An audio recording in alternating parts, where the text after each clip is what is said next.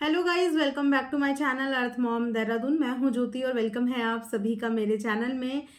So guys, मौसम में थोड़े से चेंजेस आ गए हैं और ये वाला जो बीच का वेदर होता है ना, ये बड़ा इंटरेस्टिंग और मज़ेदार होता है। आई एम श्योर कि आप लोग भी इस वाले वेदर को बहुत इंजॉय कर रहे होंगे। फरवरी मार्च, हाँ, 2 महीने बड़े मज़ेदार वेदर रहते हैं, लेकिन अप्रैल के बाद से वही भीषण गर्मी का प्रकोप स्टार्ट हो जाता है। तो इसी के साथ हम लोग आज का रिएक्शन वीडियो शुरू करेंगे और आज का रिएक्शन वीडियो हम लोग बनाने वाले हैं जगत भैया और जगत मम्मी के ऊपर, यानी कि आंटी जी के ऊपर। उम्मीद करती हूँ कि आप लोगों को वीडियो पसंद आएगा। कमेंट सेक्शन में कमेंट करके ज़रूर बताना कि वीडियो कैसा लगा। और हाँ, कुछ सब्सक्राइबर्स जो शायद रिएक्शन चैनल्स को नहीं जानते हैं या उन्हें नहीं पता कि रिएक्शन चैनल भी एक यूट्यूब की दी हुई कैटेगरी होती है, जिसके माध्यम से हम सोशल मीडिया पे दिखने वाली वीडियोस के ऊपर अपना एक पॉइंट ऑफ व्यू शेयर कर सकते हैं। तो अगर किसी को ये मिथ है कि हम दूसरों पे बात क्यों कर रहे हैं, तो ये भी गाइस यूट्यूब की दी हुई एक कैटेगरी है जिस पे मैं काम करती हूँ। होपफुली कि आपको अब समझ में आ गया हो। बाकी यस, इस समय पे रिएक्शन चैनल्स के बारे में बहुत हद तक लोग अवेयर हो चुके हैं, जानते हैं कि रिएक्शन चैनल्स किस तरीके से काम करते हैं।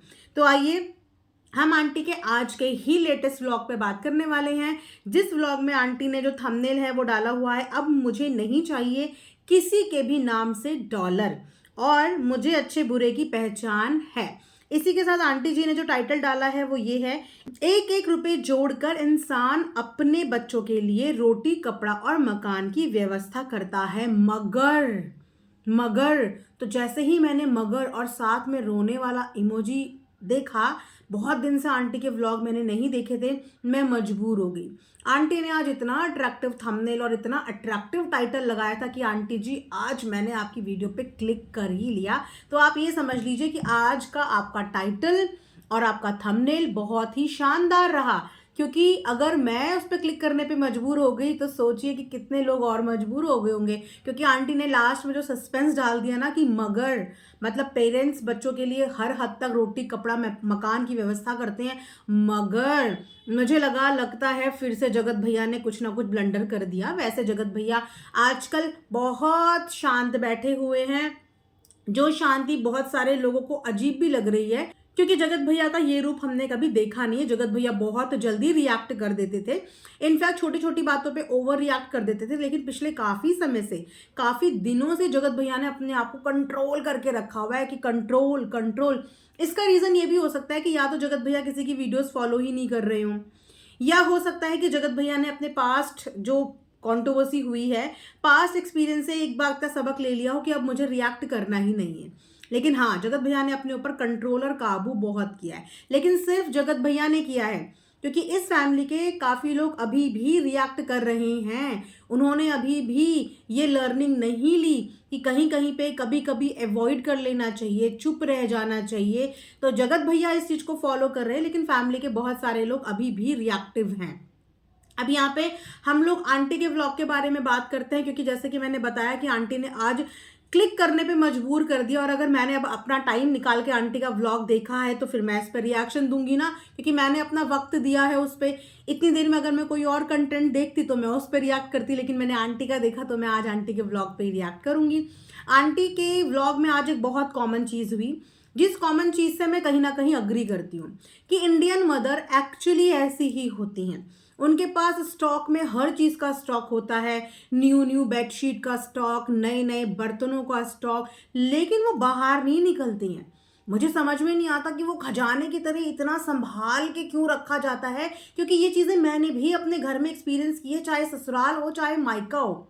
लेकिन मैं तो ज़बरदस्ती निकाल देती थी कि अरे इसे किस दिन के लिए संभाल के रखा हुआ है। और आई एम श्योर कि आप लोगों के घर में भी ना मम्मियाँ ये सब करती होंगी कि हमारे पास स्पेयर में बहुत सारी चीज़ें पड़ी होती हैं, लेकिन वो बाहर नहीं निकलती। या तो वो बाहर निकलेंगी कभी स्पेशल ओकेजन में कि कभी कोई गेस्ट आ गया, अदरवाइज वो वापस से पैक होके वहीं पे चली जाएंगी।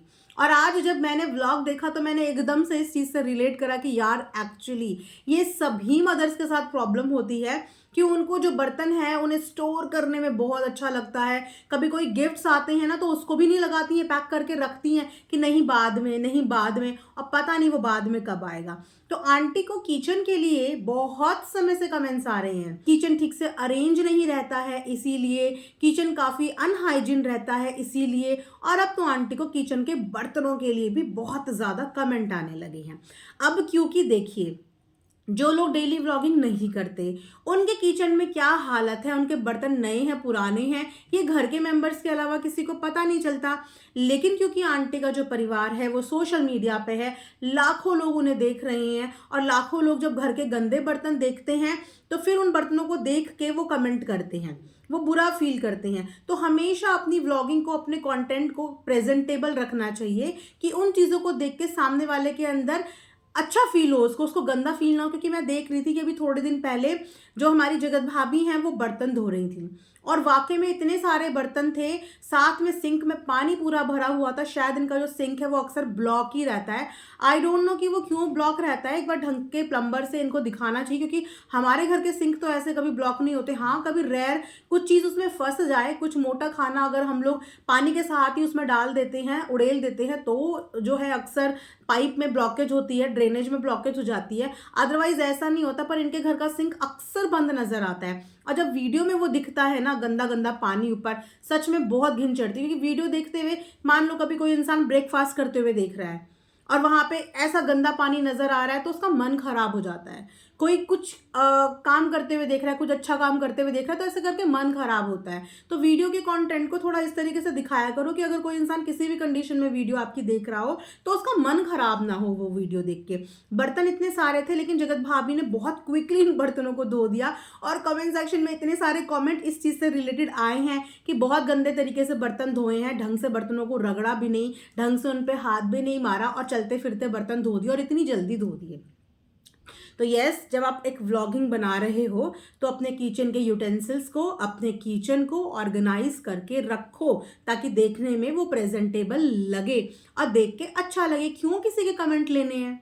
और अगर इंसान कमेंट कर रहा है और लगातार एक ही चीज के लिए कर रहा है, इसका मतलब वो चीज बाहर गलत जा रही है। आप लोगों के पास तो इतना अच्छा मौका होता है अपने आप को इम्प्रोमाइज करने का, कि अगर आप लोग गलत जाते हो तो आपकी लॉयल ऑडियंस आपको क्विकली बता देती है कि ये चीज़ सही नहीं लग रही है, ये चीज़ गलत लग रही है, तो आप लोगों को तो उसको सही करना चाहिए।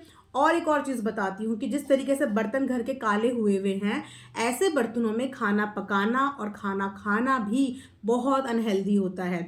आपकी बॉडी के लिए भी ये बहुत नुकसानदायक होता है।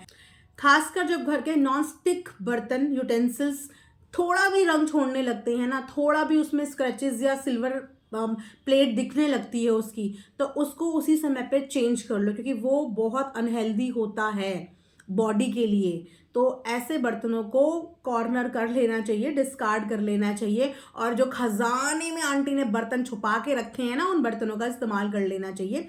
क्योंकि यहाँ पे जगत भैया अपनी मम्मी को बोल रहे थे कि आपको ऐसे ऐसे कमेंट आते हैं फिर भी आप नहीं करते। देखो, हमारे घर पे तो कभी ऐसे कमेंट नहीं आते कि हमारे घर के बर्तन गंदे हैं या हमारे घर के बर्तन ऐसे हैं। आपको आते तो आंटी कहती कि मुझे डिनर सेट ला के देखो। तो लालच देखो आंटी का, संदूक के अंदर, बॉक्स के अंदर भरे होंगे आंटी ने इतने सारे बर्तन, लेकिन अभी भी आंटी का उन बर्तनों को निकालने का मन नहीं कर रहा है। अभी भी जगत भैया को बोल रही है कि ले आओ हमारे लिए डिनर सेट, हम वो लगा लेंगे, हम वो यूज कर लेंगे, लेकिन अपने वाले बर्तन आंटी नहीं निकालेगी। तो यस, ये बहुत सारे घरों में मम्मीज का नेचर होता है। आई डोंट नो कि क्यों होता है, बट मम्मीज प्लीज ऐसे नेचर को अपना चेंज करो, खराब चीजों को डिस्कार्ड करो, मोह माया मत रखो, और जो चीजें बचा के रखी हैं वो चीजें आपको कोई भी फायदा नहीं देने वाली हैं। वो गोल्ड नहीं है कि उसके रेट बढ़ते रहेंगे और बाद में आप जब उसको सेल करोगे तो आपको मुनाफा मिलेगा। नहीं मम्मियों, आपके पास अगर स्टॉक में बर्तन रखे हैं तो कृपया करके उनको बाहर निकालो और उन बर्तनों का इस्तेमाल करो। यहीं पे जगत भैया को आज अपना 12 बाय 14 का कमरा छोटा लग रहा था। उनको लग रहा था कि ये कमरा इतना छोटा है, यहाँ पे इतना बेड रखा हुआ है, वहाँ पे अलमीरा है, ऐसा लग रहा है, वैसा लग रहा है। बड़ी शिकायतें हो रही थी कि मैं ये दीवार तोड़ना चाहता हूँ, मैं यहाँ से डोर ऐसे अरेंज करना चाहता हूँ, और आंटी के दिल पे चल रहे थे हथौड़े। आंटी का दिल कर रहा था धड़क धड़क, क्योंकि आंटी को बड़ा मोम आया है अपने घर से। आंटी ने एक एक ईंट पत्थर एक एक पैसा जोड़ के वो घर बनाया है। तो जब उस घर पे कील भी ठुकती है तो आंटी के दिल में बहुत ज़बरदस्त वो चुभती है, क्योंकि जगत भैया को 12 बाय 14 का कमरा लग रहा है छोटा। बड़े बड़े कमरों में रहने की आदत हो गई है ना। अंबाला वाले घर में जगत भैया ने खूब लंबे चौड़े चौड़े कमरे बनाए हैं, तो उनको वहां की खुल्लम डुल्ले की आदत होगी। लेकिन जो पहले के बने हुए घर होते हैं उनका एक स्टैंडर्ड साइज ही 12 बाय 14 हुआ करता था। तो जितने भी हमारे पेरेंटल हाउस होंगे उनके कमरे 12 बाय 14 यही एक स्टैंडर्ड साइज में मिलते हैं। तो जगत भैया उसको थोड़ा सा रिनोवेट कराने की ट्राई कर रहे हैं कि मैं अपना दरवाज़ा थोड़ा सा इधर करूंगा तो मेरे लिए ये थोड़ा सा खुला डुल्ला रूम बन जाएगा। जिसके लिए देखते हैं कि वो सक्सेसफुल होते हैं या नहीं, उनकी मम्मी इस बात की परमिशन देती है या नहीं कि हाँ आप कंस्ट्रक्शन कर सकते हो, हाँ आप इसको रिनोवेट कर सकते हो। और आंटी ने सबसे बड़ा रीज़न पता है क्या बताया कि वो बर्तन क्यों नहीं निकाल रही हैं? क्योंकि उनको कोई ढंग का नहीं मिल रहा है। मतलब मैं समझी नहीं कि कौन सा ढंग का। फिर उनका बेटा बोलता है कि हाँ आपको 15-20 साल तक ढंग का कोई अभी मिला ही नहीं और आगे भी नहीं मिलेगा। मतलब किस ढंग की आंटी बात करना चाह रही है? शायद आंटी हाउस हेल्प की बात कर रही है यहाँ पे। अगर मैं सही समझी हूँ तो, अगर मैं गलत समझी हूँ तो प्लीज़ करेक्ट कर देना कमेंट सेक्शन में कि आंटी का बोलने का इससे मतलब क्या था कि कोई ढंग का मिलेगा तो हम निकालेंगे। मतलब आंटी को अपने घर की बहुओं के बर्तन मांजने पे भरोसा नहीं है।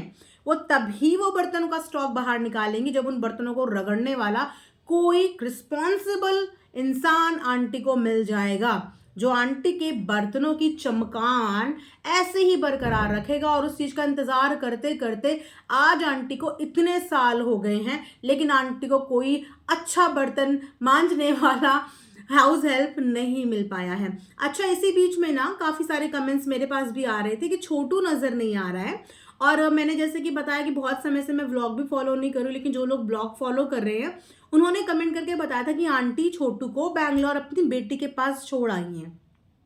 तो ये चीज़ समझ में नहीं आई कि छोटू को बैंगलोर क्यों छोड़ के आया गया। छोटू यहाँ पे रहता था और बहुत सारे कैमरा रिलेटेड चीज़ों में हेल्प भी करता था। और आंटी तो लेके उसको घुमाने के लिए लेके गई थी। फर्स्ट टाइम छोटू को फ्लाइट का एक्सपीरियंस मिला था, लेकिन आते आते छोटू को वहाँ पे छोड़ के आ गई है आंटी। क्यों? आपका जवाब है तो प्लीज़ आप दे सकते हैं। तो इस वीडियो को हम यहीं पे ख़त्म करते हैं। उम्मीद करती हूँ कि आप लोगों को पसंद आएगा। Thanks for watching earth Mom Dehradun.